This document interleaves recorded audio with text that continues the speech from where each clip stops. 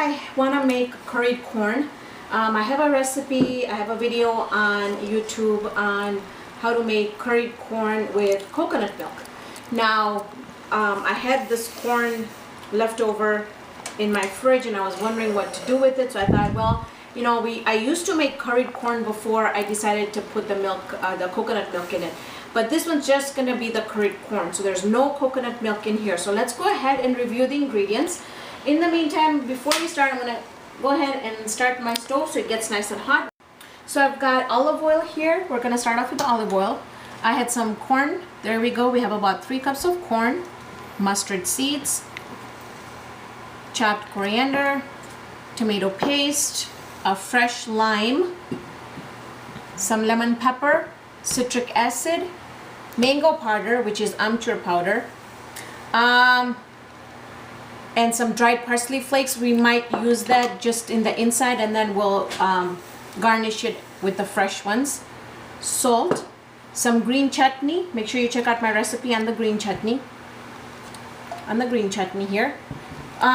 So let's get started. I'm gonna go ahead and add the oil in our pot, and this is about 2 to 3 tablespoons of oil. Okay.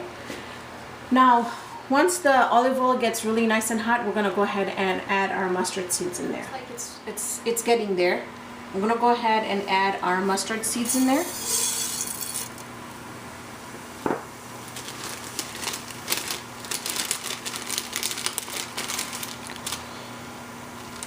Now the curry leaves really depends on how much curry leaves you like. I love curry leaves. I think it gives food just a really amazing taste. So I'm gonna go ahead and add about 8 to 10 leaves. And it doesn't take long for the curry leaves to pop.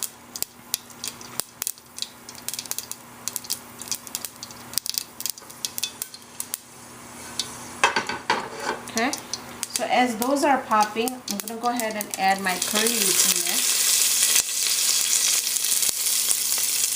Now, if you want this to be really, really spicy, you can go ahead and add some red pepper flakes in here.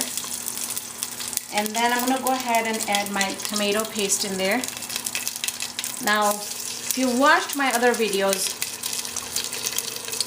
you know that I love to cook my tomato paste in the olive oil until it gets nice and dark.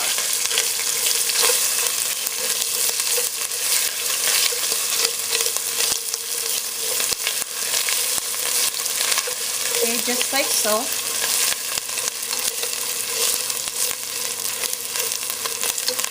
Now if you want, you can also go ahead and add some turmeric in there.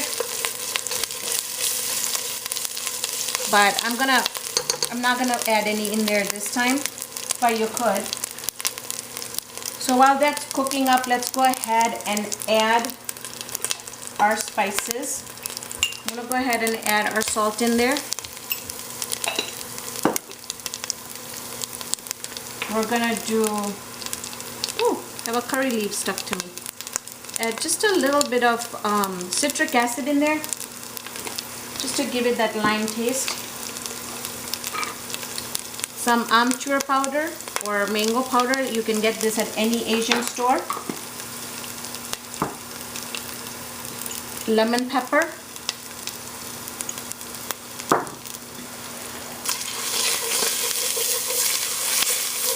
And you can actually smell the spices. So at this time, I'm going to go ahead and add some green chutney in there. And this is optional. Okay. Now we'll add the corn.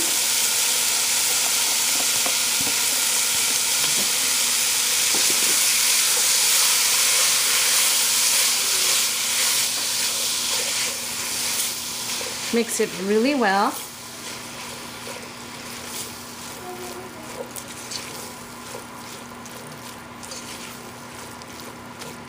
You can even, when you serve it, you can serve it with like crushed potato chips, or you can even serve it with those potato sticks.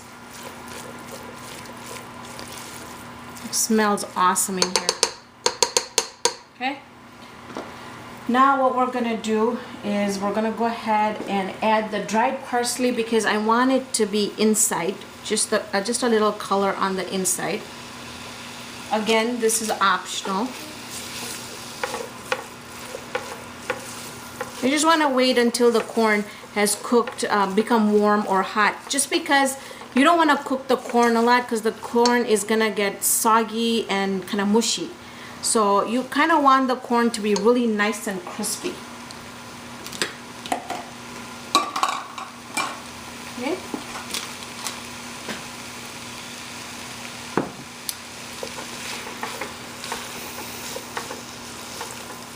Okay, and we're done. This is the best thing you can serve for like last minute guests, or if anybody pops in the house, or you forget you had to take a potluck. And so I always keep like large cans of corn at my house because there's so many things that you can do with corn, and it's works so fast.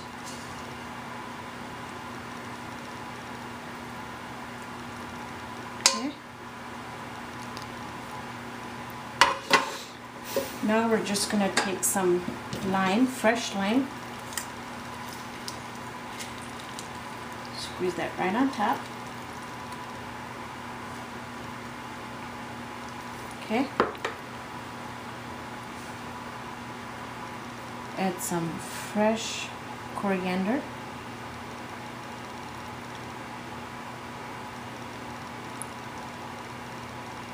Okay. And we're done. So we're gonna give this a quick taste test. Wow.